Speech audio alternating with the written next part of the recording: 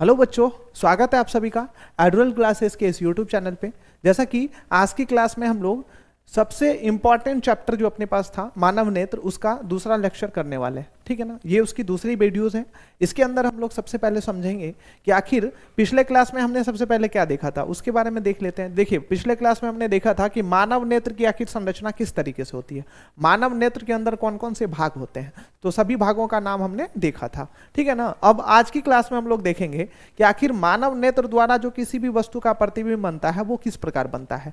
कहने का मतलब है, जब हम किसी वस्तु को देखते हैं तो वो हमें वस्तु किस तरीके से दिखाई देता है, मतलब काम आखिर होता किस तरीके से, जिसको हम लोग क्या कहते हैं, देखने की क्रिया कहते हैं। ठीक है ना। तो आज चलिए फटाफट अपने पास जो बहुत इंपॉर्टेंट टॉपिक है उसको हम लोग कंप्लीट करने वाले हैं। देखिए, अपने पास ये मानव नेत्र है। ठीक है। अब देखिए, मानव नेत्र के अंदर जो रेटिना पे प्रतिबिंब बनता है, जिससे हमें किसी वस्तु को देखने का आभास हमारे मस्तिष्क को होता है, तो आखिर वो प्रतिबिंब बनता कैसे है। सबसे पहले आप अच्छे से और गौर से समझिएगा, इसी पूरी प्रक्रिया को कहा जाता है देखने की क्रिया। देखिए, मानव नेत्र के अंदर या आंख से हम किसी वस्तु को किस प्रकार देखते हैं। देखिए, आंख से हम लोग क्या करते हैं, किसी भी वस्तु को देखते कब हैं बताइए, जब उस वस्तु पे प्रकाश की किरणें पड़ती है। किसी भी वस्तु पे जब प्रकाश की किरणें पड़ती है, मान लीजिए इधर में कोई वस्तु है जिस पे प्रकाश की किरणें पड़ती है। अब देखिए, प्रकाश की किरणें पड़ने के बाद क्या होता है, जब आप नजदीक की वस्तु पर देखते हैं तो प्रकाश की किरणें आंख के ऊपर कुछ इस तरीके से पड़ती है। जब आप नजदीक की वस्तु को देखते हैं तो प्रकाश की किरणें बताइए लेंस के ऊपर कुछ इस तरीके से पड़ती है। ठीक है। और जब आप दूर की वस्तु को देखते हैं तो प्रकाश की किरणें हमेशा क्या होती है, इसके समांतर इस तरीके से पड़ती है। ठीक है। तो ये दोनों ही दशा में आपको अच्छे से याद रखना है। अब देखिए, दोनों स्थिति में क्या होगा, याद रखिएगा, इसको हम लोग क्या कहते हैं बताइए, नेत्र लेंस कहते हैं। इस भाग को हम लोग क्या कहते हैं, नेत्र लेंस कहते हैं। तो कभी भी नेत्र लेंस से होके जो प्रकाश की किरणें गुजरती है तो नेत्र लेंस से इसका अपवर्तन होता है। ठीक है। अब देखिए, ये नेत्र लेंस है और ये इसके बीच का भाग जो है इसको हम लोग क्या कहते हैं बताइए, पुतली कहते हैं। इसके बीच के भाग को हम लोग क्या कहते हैं, पुतली, जिससे प्रकाश की एंट्री होती है। और ये भाग क्या है, परितारिका। ये क्या है, परितारिका। अब देखिए, परितारिका ये वाला भाग हो गया। अब ठीक है, ये पुतली हो गया और इसका तो नाम आप लोग बहुत अच्छे से जानते हैं, क्या होता है, कॉर्निया होता है। मतलब आंख के सबसे अगले वाले भाग को क्या कहा जाता है, कॉर्निया। अब देखिए, प्रकाश की किरणें जब इधर से एंटर करती है ना, तो नेत्र लेंस पे अपवर्तन के बाद, याद रखिएगा, नेत्र लेंस पे हमेशा क्या होता है, अपवर्तन के बाद इसकी किरणें कुछ इस तरीके से यहाँ पे अभिसरित होकर क्या होती है, प्रतिबिंब का निर्माण करता है। तो यहाँ पे क्या करती है, ये प्रतिबिंब का निर्माण करता है। इस तरीके से यहाँ पे क्या करती है, प्रतिबिंब का निर्माण करता है। और ये देखिए कौन सा भाग है जहां पे प्रतिबिंब का निर्माण करता है, तो ये इसको कहा जाता है क्या, रेटिना। ठीक है ना। तो रेटिना पे किस चीज का निर्माण करता है बताइए, प्रतिबिंब को बनाता है। अब चूंकि ये आंख के जो लास्ट वाला भाग है, जिसको हम लोग क्या कहते हैं, प्रकाश स्नायु तंत्र, ठीक है, या दृक् तंत्रिका कहते हैं, तो ये किस चीज से जुड़ा हुआ रहता है, मस्तिष्क से जुड़ा हुआ रहता है। तो जैसे यहाँ पे कोई प्रतिबिंब बनती है तो इसकी जानकारी तुरंत से क्या हो जाती है, मस्तिष्क को लग जाती है। तो उसके बाद फिर हम लोग आराम से उस वस्तु को देखने का आभास हमें होना प्रारंभ हो जाता है। मतलब ये क्रिया है।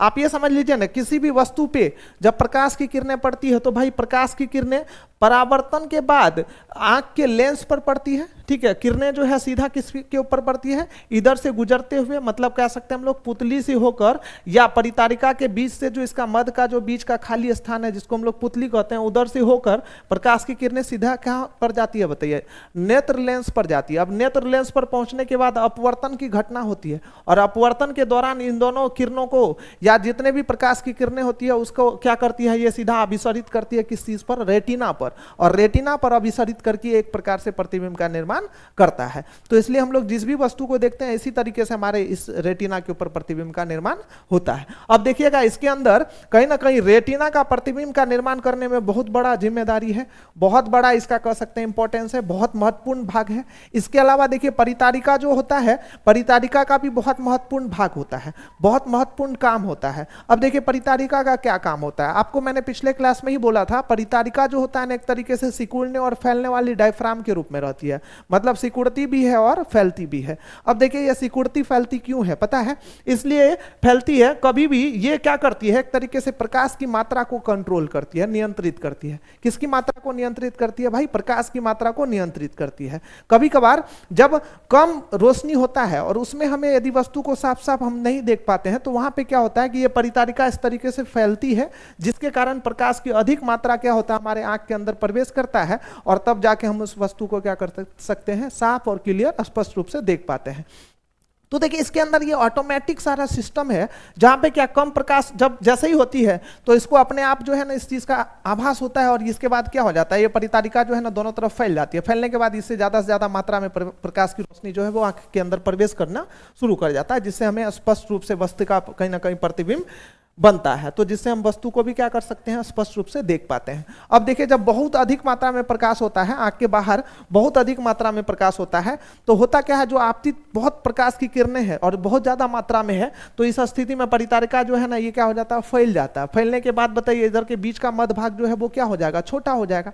तो छोटा होने के बाद प्रकाश की किरणें जो है वो लिमिटेड या सीमित मात्रा में हम लोग कह सकते हैं कि अंदर जाती है, जितना ही हमारे आंख को जरूरत पड़ता है। ठीक है, तो उस हिसाब से क्या होता है कि परितारिका का भी बाबू कहीं ना कहीं देखने की क्रिया में एक बहुत बड़ा इंपॉर्टेंस रोल होता है। ठीक है ना, बहुत ज्यादा इंपॉर्टेंस रोल होता है। तो परितारिका भी क्या करता है, एक तरीके से प्रकाश की मात्रा को नियंत्रित करता है। ठीक है ना, प्रकाश की मात्रा को नियंत्रित करता है, ये इसका मेन काम होता है। इस चीज को बहुत अच्छे से आप क्लियर दिमाग में बैठा लीजिए। ठीक है, अब इसके अलावा देखिए यहाँ पे जो है ना सिलियरी मसल्स है, सिलियरी पेशियां भी जो है ना वो कहीं ना कहीं काफी ज्यादा इंपॉर्टेंट रोल प्ले करती है। कैसे, ये क्या करती है, ये जो सबसे पहली बात तो है कि ये नेत्र लेंस को क्या करती है, लटका कर रखती है, फिक्स करके रखती है। इसके अलावा क्या होता है कि वस्तु की मतलब नेत्र लेंस की फोकस दूरी को कम ज्यादा करती है, जिससे हम लोग क्या करते हैं पता है, नजदीक के भी वस्तु को साफ साफ देख सकते हैं और दूर की भी वस्तु को साफ साफ देख सकते हैं। ठीक है ना, नजदीक करते हैं तो मान लीजिए इसका फोकस दूरी में एडजस्टमेंट करना पड़ेगा, तब ना जाके सही से रेटिना पर, क्योंकि पीछे पर्दा तो बाबू फिक्स है, पर्दा फिक्स है। अब क्या करना है, आगे जो लेंस लगा हुआ है उसकी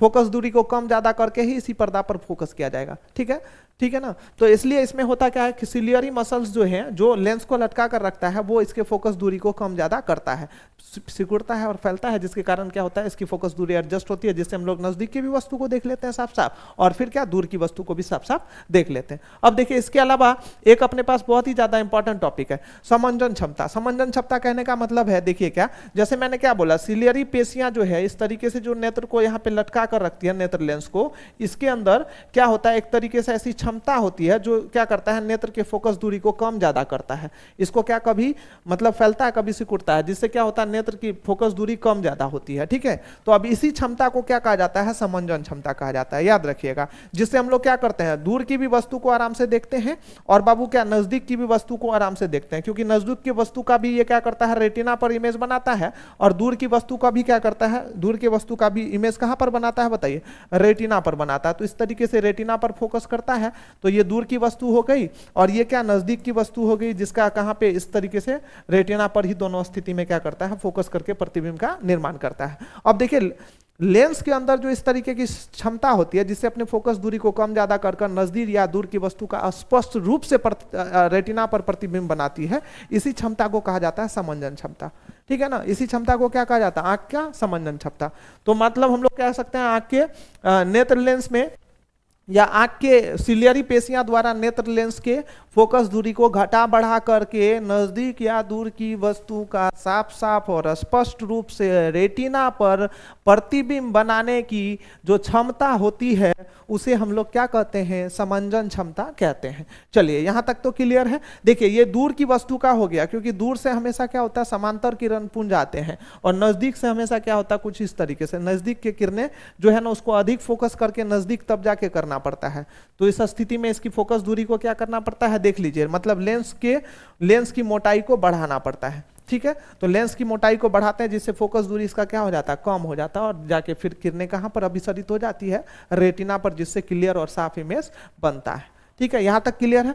अब देखिए एक चीज और इसमें क्या है, कहता है स्पष्ट दृष्टि की न्यूनतम दूरी। ठीक है, ये एक अच्छी चीज है, स्पष्ट दृष्टि की न्यूनतम दूरी कहने का मतलब है कि आंख से हम लोग नजदीक से नजदीक कितने सेंटीमीटर रखे दूर वस्तु को आराम से और स्पष्ट रूप से देख सकते हैं। तो उसी को हम लोग क्या कहते हैं, स्पष्ट दृष्टि की न्यूनतम दूरी। अब देखिए कहता है जिस न्यूनतम दूरी तक आंख किसी वस्तु को क्या कर सकती है बताइए, साफ साफ देख सकता है, उसे स्पष्ट दृष्टि की न्यूनतम दूरी कहा जाता है। सबसे नजदीक कौन सा दूरी, आप देखिएगा कभी भी किसी वस्तु को यहां तक रखिएगा साफ साफ दिखेगा, और आगे कीजिएगा साफ साफ दिखेगा, उससे और आगे जैसे कीजिएगा ना तो आपको फिर थोड़ा थोड़ा धुंधला देखना शुरू हो जाता है। नहीं होता है, बिल्कुल होता है। तो इसी तरीके से आंख की एक न्यूनतम दूरी है जहां तक वस्तु हमें क्या होता है, साफ साफ दिखाई देता है। उसके जैसे ही और नजदीक लेके आ जाएंगे ना तो वस्तु हमें साफ साफ दिखाई नहीं देता, धुंधला दिखना शुरू हो जाता है। तो आंख की भी अपनी एक भाई क्षमता है कि कितने नजदीक वस्तु का वो क्या कर सकता है, स्पष्ट और साफ रूप से इमेज जो है ना या प्रतिबिंब रेटिना पर बना के हमें आभास करा सकता है। तो उसकी एक क्षमता है ना, ठीक है। तो उसी हमको हम लोग क्या कहते हैं, स्पष्ट दृष्टि की न्यूनतम दूरी। अब देखिए यह स्पष्ट दृष्टि की जो न्यूनतम दूरी होती है वो कितना होता है, 25 सेंटीमीटर। मतलब आप सही आदमी है, आपका आंख सही है, आपके आंख में किसी तरीके से कोई दिक्कत नहीं है, तो आप 25 सेंटीमीटर रखे दूर वस्तु का स्पष्ट रूप से आप क्या कर सकते हैं, देख सकते हैं। जो आपके आंख से 25 सेंटीमीटर की दूरी पर रखी वस्तु है ना, उसको आप क्या कर सकते हैं, स्पष्ट रूप से और अच्छे तरीके से आराम से देख सकते हैं। तो इसलिए कहा जाता है कि सामान्य आंख जो होता है, जिसके अंदर कोई तरीके का बीमारी सिमारी नहीं होता है, अच्छा आंख होता है, पूरा हेल्दी आंख होता है, तो वो क्या कर सकता है, कम से कम 25 सेंटीमीटर दूर रखी वस्तु को अच्छे तरीके से देख सकता है।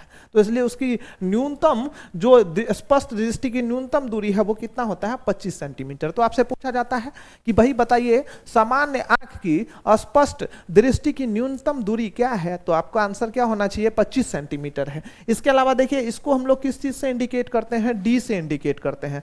न्यूनतम स्पष्ट दृष्टि की न्यूनतम दूरी को किस चीज से, डी से इंडिकेट किया जाता है, ठीक है ना। तो चलिए आज के वीडियो में बस इतना ही, इसी तक को आपको अच्छे तरीके से कंप्लीट करना है और इसी तरीके से हमारे एडुलर क्लासेस के इस यूट्यूब चैनल को लाइक शेयर और सब्सक्राइब कर लेना है और अपने दोस्तों के साथ इसको जरूर साझा करना है, ठीक है ना।